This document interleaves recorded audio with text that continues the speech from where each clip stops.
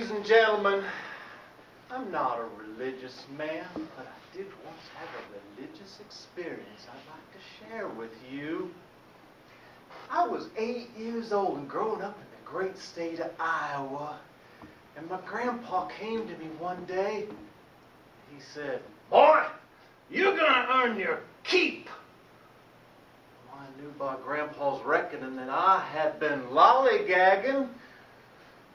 So fate and Grandpa's truck deposited me at the side of a soybean field. And we were going to do a little bean walking.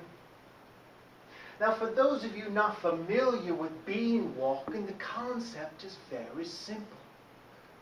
You get the weeds away from the soybeans and the beans get bigger. The beans get bigger and the yields get bigger. And if the yields get bigger, well, the piles of money in Grandpa's pocket, they get bigger too. You bet. So Grandpa then gave me the tools of the trade. Gave me a hat. Keep the sun off. Gave me some gloves for pulling the weeds. And he gave me a hoe. Chop it. And then he gave me some very intricate instructions.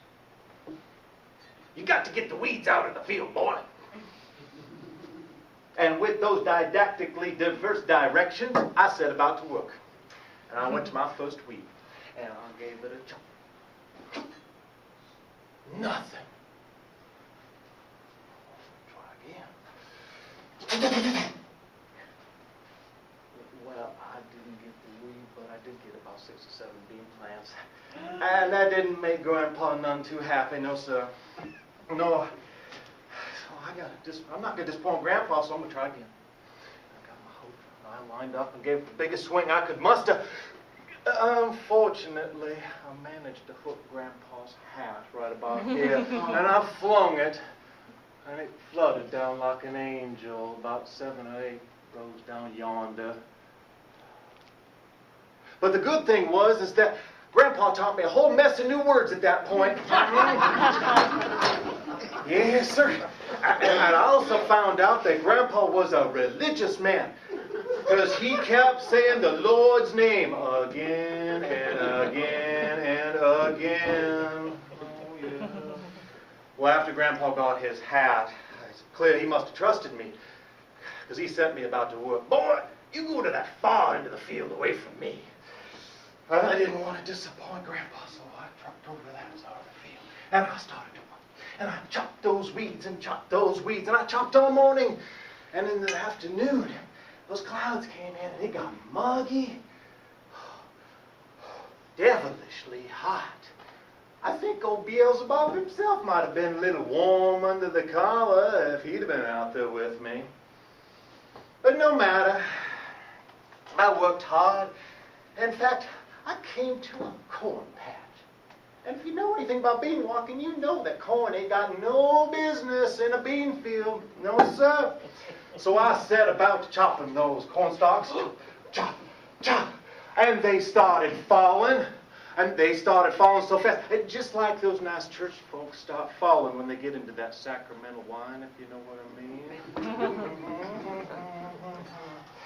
Well, I chopped and chopped, and I stepped back to mind my work.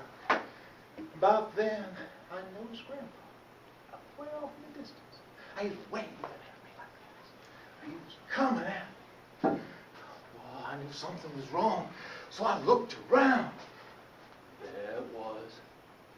It was the biggest cornstalk I had ever seen. 10 foot tall, if it was an inch. Oh, I knew my hoe was going to do me no good, so I set it down. And like an acolyte at the altar of the Almighty, I got on my knees. And I put my hands around that cornstalk, and I started to pull. Nothing. Try again. Nothing again. Grandpa was coming. And I looked up. And those clouds, they parted. And a ray of sunlight hit me. And it gave me a supernatural strength. And I pulled one last time. Hallelujah, it was out. And I knew Grandpa saw it. Because when I turned around, his eyes were real big, like real surprised at me. Well, that was because that cornstalk was going right at Grandpa. And unfortunately, it knocked Grandpa's hat off again. And unfortunately, it knocked Grandpa right off his feet. And he was laying there with his arms a-flailing, and then he laid there like that. Well, that scared me something fierce. So I ran over to Grandpa, and I dusted him off, and I helped him up. And he looked at me. And he said something like, never gonna forget. Boy, what were you doing in the neighbor's cornfield? Then he put an arm on my shoulder and said, it's like religion, son. It don't work if you just go through the motions. You got to think about what you're doing. And with that epiphany, we walked back to Grandpa's truck, his arm on my shoulder, and a ray of sunlight at our backs. Out of contest, Master.